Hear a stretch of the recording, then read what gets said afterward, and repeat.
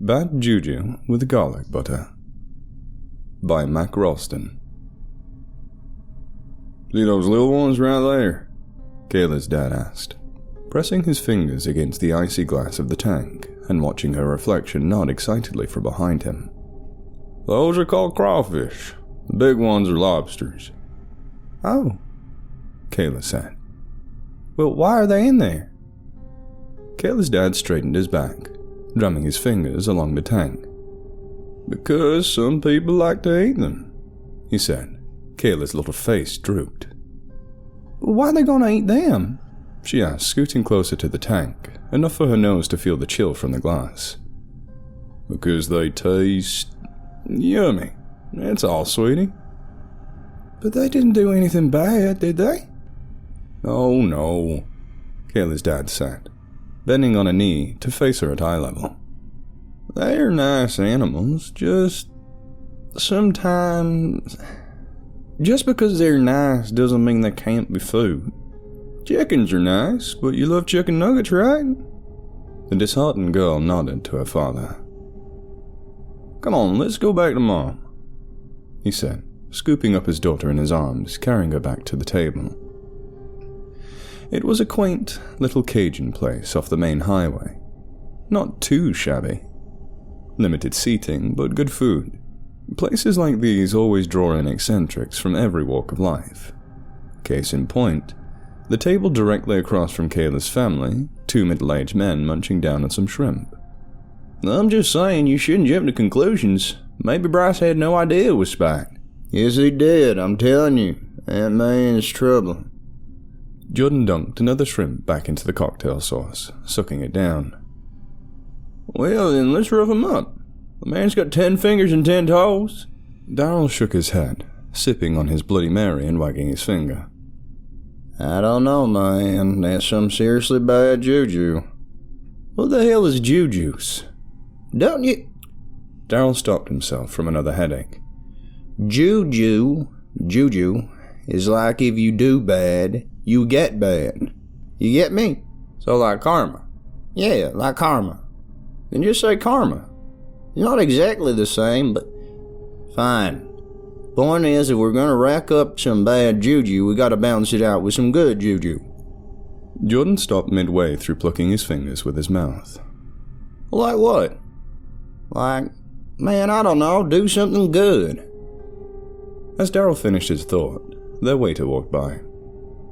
Excuse me, Jordan called out. Yes, sir, the waiter replied.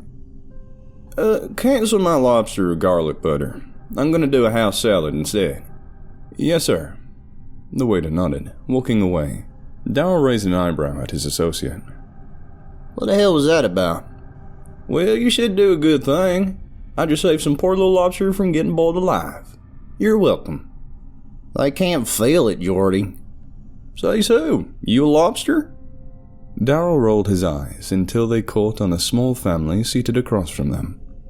He grinned intently when he noticed Kayla's mum. Jordan, being a nosy little prick, caught onto exactly what was racing through Darryl's mind. Bro, don't even start. What? I know you. Don't. Just one little bite, please, for me? Kayla's mum said. Kayla shook her head profusely. Her dad then leaned forward and swallowed the entire spoon of Mum's gumbo. You're missing out, sweetie. Does that have lobster in it? Kayla said. Her mum darted a look at her dad. Yes, honey. Do you not want to try any lobster? They killed him, Kayla protested. Who? Kayla's mum then asked. The lobster. She frowned. Her dad let out a sigh. Oh, Kayla. That's just the cycle of life, sweetie. It's okay. Lots of people eat animals. Like dogs? No.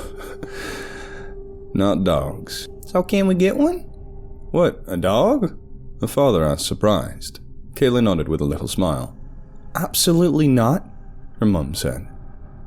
Dogs are far too much money. We've talked about this. Like $1 million? Not $1 million, but a lot. Kayla nodded with a frown, looking over at the tank full of lobsters and crawfish. How much is a lobster then? Kayla questioned. a question that perked up her old man. You want to try one? Kayla's dad, Sullivan, nodded. We can split it. They're like $30. That's not $1 million, Kayla said. Her mother shot another look at her father. Wait, you mean you want one as a pet? Her dad asked. Kayla nodded. The man looked apprehensively over to his wife, who was already shaking her head. I'll take good care of him, I promise. I don't... Her mother started, noticing the genuine innocence of her daughter's petition. Well, we don't even have a tank. It's okay, he can sleep in the bath. No, we'll get him a tank. He smiled, turning to his wife and ushering over the waiter. Daryl and Jordan watched as the waiter came over, escorted the family over to the lobster tank, and picked out the biggest lobster there. The hell? Jordan said. Look, Daryl interrupted, pointing at the squirming crustacean. It's your lunch. He broke out laughing. Are they going to take a live one home? You realize how much that costs? Daryl nodded, eyeing Kayla's mother as she helped her daughter hold up the heavy box, loaded with a live critter. That's a shit ton of money. Those people must be loaded as hell. Yeah, Jordan said, staring down at his half-eaten house salad. You know there's more where that came from. Daryl looked back to Jordan, who was already giving him the look. They knew what they were about to do. The ride home was bumpy. No more than usual, of course, but for a live lobster, it was the longest car ride of its existence. And for its new owner, it was the anticipation of a lifetime. A first pet being brought home. Mom, can he eat chocolate? Kayla said, pulling a tiny M&M from between the car seats. No, I don't think so, baby, she said, turning to her daughter. What's his name, anyway? Kayla thought for a long minute, listening to the large lobster tap around in the cardboard on her lap. As she listened, her father began to twist the radio dial, turning up the song that was playing, Rock Lobster by the B-52s. Remember this one, Kay? Her dad asked from the front seat. This song's from when Daddy was young. Rock Lobster, it's called. He smiled. And that's when Kayla lit up with an idea. Rocky. I'll call him Rocky. Good idea, her mother replied. Little did Kayla, her mum, dad, or Rocky know that tailing just behind them in a black SUV was Daryl and Jordan. Too distracted by the new pet, the unsuspecting family had no idea that any harm was coming for them. This blissful ignorance, though, would soon run out. How's Rocky doing, sweetie? Good, Kayla muttered, peering over the side of her bed into a bucket filled with Epsom salt water, listening to Rocky clinking around against the plastic. That's good. You're being a very good mommy to him. But now it's time to let him rest, and you too. Tomorrow, Daddy said he'll take you to the pet store and get a tank, okay? Okay, Kayla said, nestling into her bed. I love you, her mother said, kissing her forehead. Love you too, Mommy, Kayla said with a yawn, closing her eyes and squeezing tightly onto the rubber band from Rocky's claw. Kayla awoke with a thud, too loud to be Rocky. Maybe it was Dad. Dad? She called out. No response. Dad? She said again, a bit louder this time.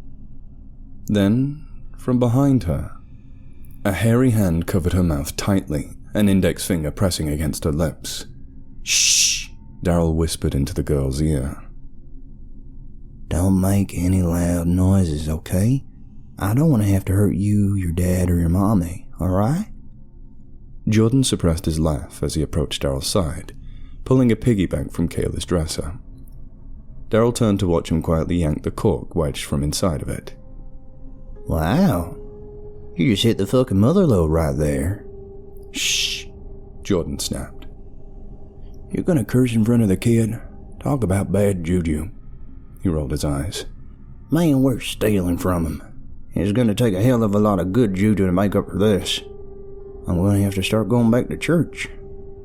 Yeah, but worth it, Jordan said, watching wads of rolled up bills fall into his palm. Then the clinking of Rocky within the bucket caused Kayla to squirm in her bed, letting out a soft yet muffled groan. Daryl tightened his grip on her. Shut up, kid. Don't wake your folks. I don't want to have to fucking kill him, okay? Daryl looked from the girl to the bucket, pulling out an M9 and waving it in front of her face, tapping his finger on the trigger. He leaned over the bed and shot a glance into the bucket. Jordan! Jordan! He snappily whispered. What? Your lunch, it's in the bucket. The lobster? Daryl nodded, chuckling to himself while shaking his head. They didn't even eat the damn thing. Who keeps a lobster as a pet? We'd be better off to eat the fucking thing. There's the other rooms, and when we leave, we'll take the lobster and crack into it tonight. A celebratory dinner, huh? Kayla nodded, creaking open Kayla's bedroom door and creeping down the hallway. And that's when Kayla's mother entered the scene. She gasped, clamping her hands before her mouth as she took a step back, followed by 2 defensive ones towards her daughter's room. Don't hurt her, please. My husband... Your husband? Jordan interrupted. I ain't gonna do shit. He waved his Beretta in her face. Now, at this point, hearing the light commotion, Daryl emerged from the doorway of Kayla's room, focusing through the darkness on Mrs. Kayla's mum. He grinned. Please, we'll do anything. We have money. Oh, we know you have money. But how about we talk about this Anna thing you mentioned? Daryl hissed as he descended the hallway towards her, creeping his eyes along her body. Yes, anything, just don't hurt her. I think... Daryl grinned, huffing a hot breath in her face. You and I have very different definitions of anything. Growing tired of Daryl's games, Jordan poked his head into the parents' room, noting the still sleeping husband, mouth agape. He crept in, opening drawers and cabinets and, eventually, finding Mr. Kayla's dad's wallet. He shook his head in disappointment, turning to the hallway where Daryl, horny as hell, was nibbling on the mother's neck, gun pressed against her belly with one hand, removing her wedding band with the other. Call it superstition, but Daryl wouldn't nibble a married woman. At least, one with the band still on. It's a bust, Jordan croaked. They don't have shit. I got the dad's wallet. Can't you see I'm busy? Can't you see I'm busy? Jeez. Daryl snapped. Busy or not, I think there's enough in here to pay Bryce, Jordan said, flipping through the billfold. I don't give a rat's ass about Bryce. That shit's ours, Daryl said, letting go of the woman and taking the wallet in his hands. Jordan shrugged by him and approached the woman. Who you see here tonight? He demanded. The woman caught his eyes and caught on. Nobody. Good answer. Jordan, Daryl said, shoving the wallet into his pocket. Don't forget our dinner, he said, nodding to Kayla's room. Jordan agreed, and with a quick trot into the room, he lifted the bucket and glanced over to the little girl. Don't worry. Your little buddy here is in good hands.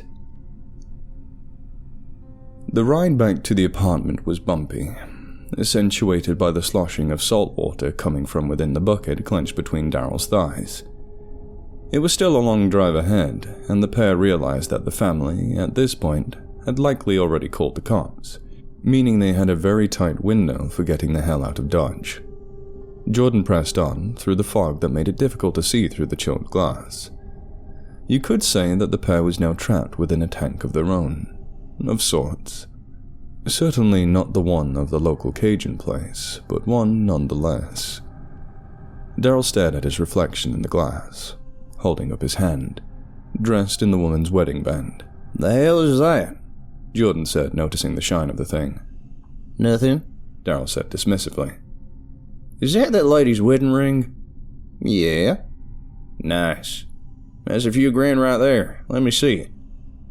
Daryl nodded, pulling the ring from his finger and extending it toward Jordan. As he did, however, a thud from underneath the car sent the slippery, sweaty ring right into the bucket. It was Rocky's ring now. Oh shit, Daryl said, looking into the bucket. Get it, before that thing eats it or something. Daryl plunged his hand into the icy water, fishing around for the ring. Got it. As he pinched the ring, Rocky, the lobster, found a score of his own, clasping down onto Daryl's index finger and cracking straight through the bone to the other side, leaving nothing but a dangling wad of flesh to squirm around in the blood-filled water. Daryl shrieked in agony, obviously, as the lobster tightened its grip, forcing his other hand to go plunging into the bloodbath and pulling the large lobster's claws apart. Holy shit! Jordan shouted, turning to face Daryl and gripping the steering wheel hard. Daryl, what the fuck? And that's when everything went dark. Do the math. 70, maybe 75 miles an hour on the highway, plus one really pissed off lobster equals 2 crooks into the side of a northern oak. Jordan lifted his blood-splattered head from the glass-covered steering wheel, trying his best to forcibly focus onto Daryl. Daryl? He shouted through the pain. Daryl? Daryl was alive, though not for long, but had too much blood in his mouth to speak. He spit out onto the dash as he gritted his teeth. Bad Juju, was all he could sputter. Jordan shook his head against the glass with the rest of his strength. No, man. There ain't no Juju. We did this shit to ourselves. Jordan dropped right then and there. The police arrived at the scene shortly thereafter. They were already on the pair's trail, and when they found 3/4 of the SUV mounted into an oak tree, it was safe to assume they found them. It was an odd scene, to say the least. 4 pounds of spiked methamphetamine under the back seat, a coating of blood-laced salt water on the floor, a wedding band and a severed finger resting underneath the passenger seat, and, of course, a lobster named Rocky, still very much alive in the back seat, and, maybe, feeling minimal pain. Oh!